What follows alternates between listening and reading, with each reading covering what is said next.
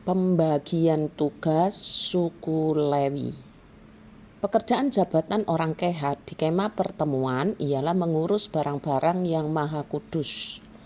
Bilangan 4 ayat yang keempat. Saudara-saudara yang dikasihi oleh Tuhan, salam damai sejahtera bagi kita sekalian.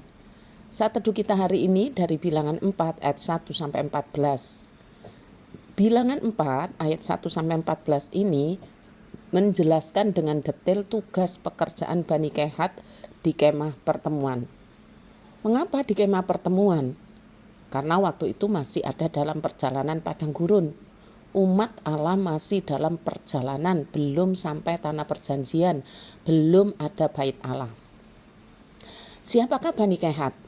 Sebelum kita mencoba untuk menelusuri Bani Kehat, tentu saudara bertanya-tanya begini, untuk apa saya tahu Bani Kehat? Kalaupun tahu, apa hubungannya dengan persoalan yang saya hadapi? Saya paham kegelisahan saudara. Saya mengerti kegundahan saudara atas persoalan yang saudara hadapi. Tetapi begini, saya ingin mengajak saudara merendahkan hati di hadapan Tuhan dengan mendengarkan sabdanya, paling tidak berpikir begini saudara. Apakah ada yang sia-sia dari setiap firman yang Tuhan berikan kepada kita? Apakah berarti kalau tidak menjawab secara langsung persoalan yang kita hadapi, berarti Tuhan mengabaikan kita dan persoalan yang kita hadapi? Tidak saudara.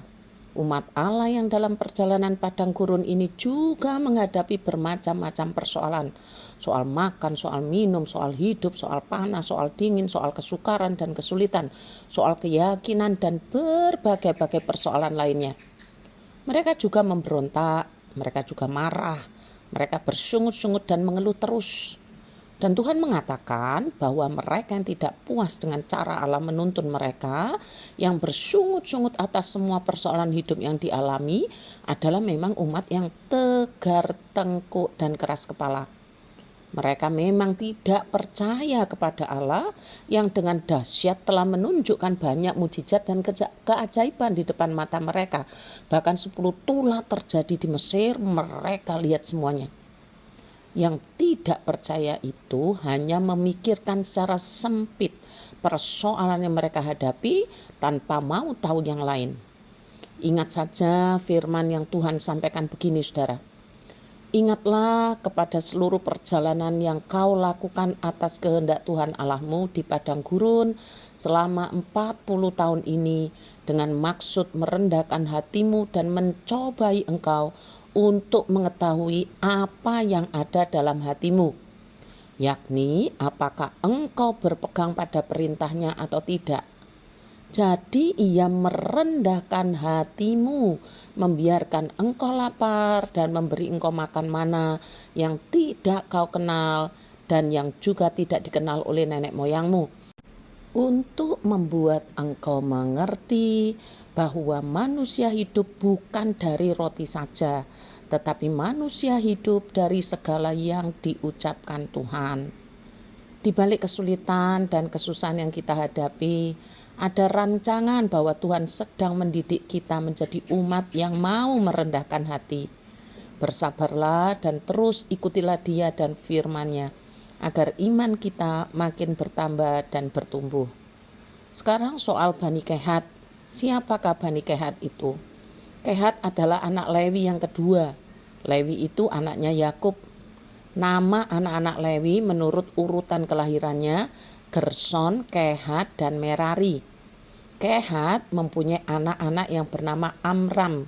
Kalau saudara ingat, Amram ini ayahnya Musa, Harun, dan Miriam. Kemudian anak Kehat yang kedua sampai yang keempat, Yishar, Hebron, dan Uziel. Rupanya Alkitab mencatat bahwa ada keturunan Bani Kehat yang dihukum Tuhan namanya Korah. Jika diurut, maka Korah ini cucunya Kehat. Dihukum dengan ditelan hidup-hidup oleh bumi. Ditulis begini saudara, bumi membuka mulutnya dan menelan mereka semua dengan seisi rumahnya dan dengan semua orang yang ada pada Korah dan dengan segala harta milik mereka. Nah, itu sedikit mengenai Bani Kehat, keturunan Lewi. Ada yang Tuhan pilih, ada yang Tuhan hukum. Sekarang mari kita perhatikan ibadah dan keberadaan kemah suci di dalam perjalanan bangsa Israel menuju tanah Kanaan. Sangat penting itu, saudara. Maka Allah mengkhususkan suku Lewi untuk tugas melayani segala hal yang berkaitan dengan ibadah di dalam kemah suci. Jadi Allah memerintahkan kepada Musa untuk menghitung semua laki-laki dewasa suku Lewi yang berusia 30 hingga 50 tahun supaya bisa melayani di dalam kemah suci. Dalam Bilangan 4 ayat 2, Musa diperintahkan menghitung Bani Kehat dari suku Lewi karena Allah akan memberikan peran khusus kepada Bani Kehat untuk mengurus seluruh barang-barang Maha Kudus guna keperluan ibadah. Tugas mereka tidak ringan karena harus memastikan semua barang-barang Maha Kudus itu ditangani dengan baik dan sesuai dengan perintah Tuhan.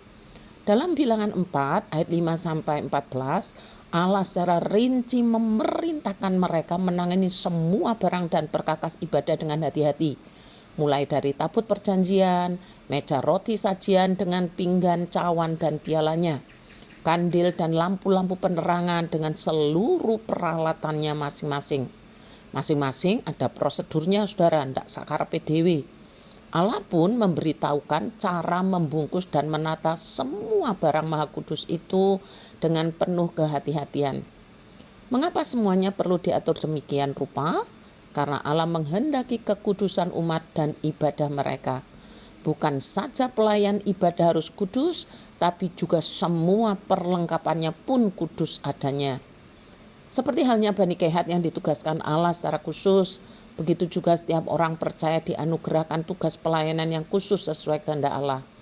Yang perlu diperhatikan adalah Allah menghendaki semua pelayanan itu dikerjakan dengan penuh perhatian dan dalam kekudusan. Ingatlah, kita sedang melayani Allah yang kudus.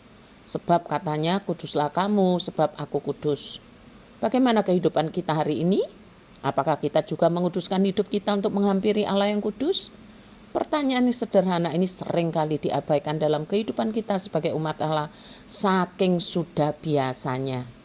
Mari kita berlaku sebagai umat yang kudus karena Allah kita kudus.